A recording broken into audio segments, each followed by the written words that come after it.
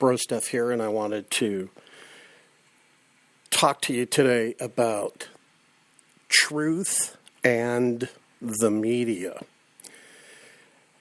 and wanted to discuss epidemics, pandemics, and that kind of thing. So I did some research this morning on the Ebola virus, and about 3,000 people worldwide have been affected by it.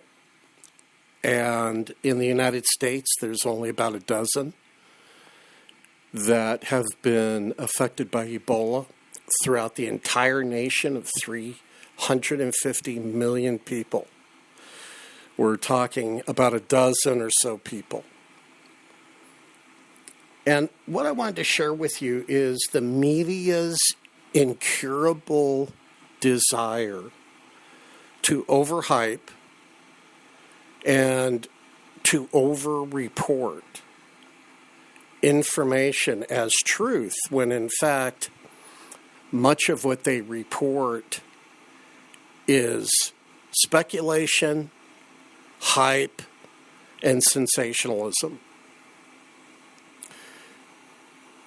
Those of us who are watchmen and look at world events and try to make sense of them by using biblical standards, I think it's up to us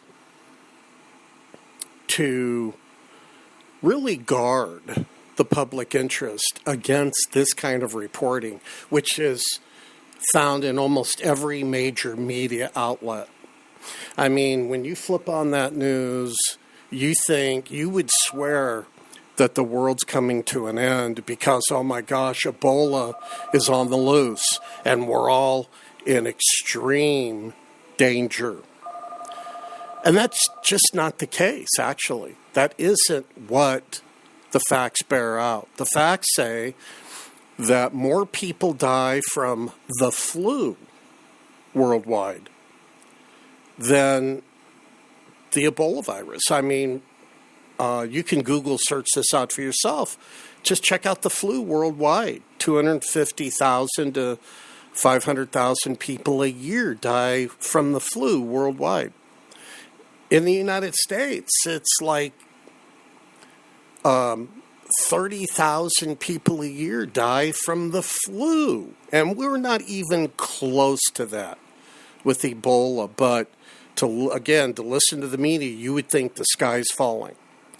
So the reason I want to do this audio is to put into perspective what's really going on and how we as prophecy news analyzers need to really guard the public interest against false reporting and against overhype, sensationalism, and it's our job to always present the truth as we see it from a biblical perspective.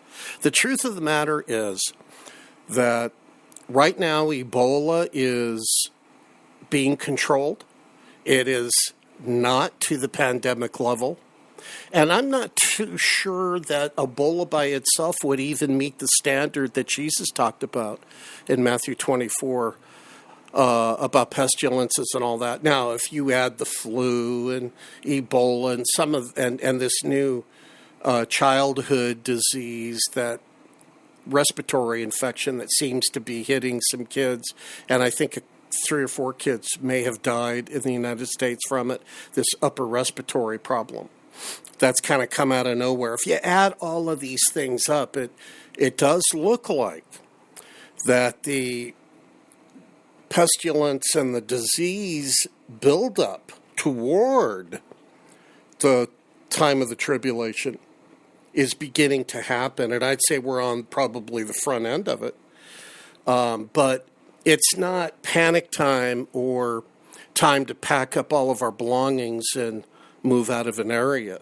I mean, that just is not what's going on right now.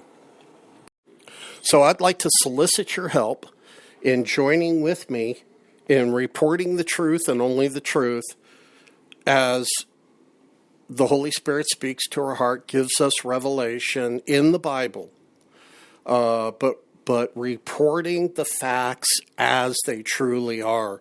And remember, too, we have to be very careful what we hear from non-religious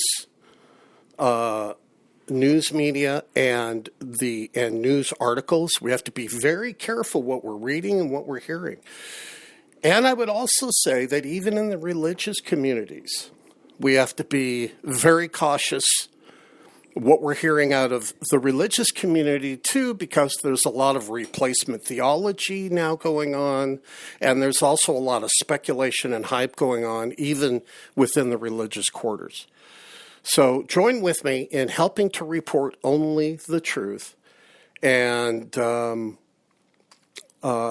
truth. Here's something I like to live by. Maybe it will encourage you. The truth is good enough. We don't have to over-report, under-report. We don't have to hype. We don't have to speculate. Just reporting the facts as they are is always good enough. This is Bro Steph. Just thought I'd leave you with that thought for today. If you'd like to read our intelligence reports, go to brosteph.org. That's our blog. And if you'd like to join the conversation at Facebook, go to facebook.com/groups/brosteph. And remember, keep looking up because Jesus is coming back soon. I believe we are on the verge of the rapture occurring. So be good. Give God your best, and I'll talk to you again soon.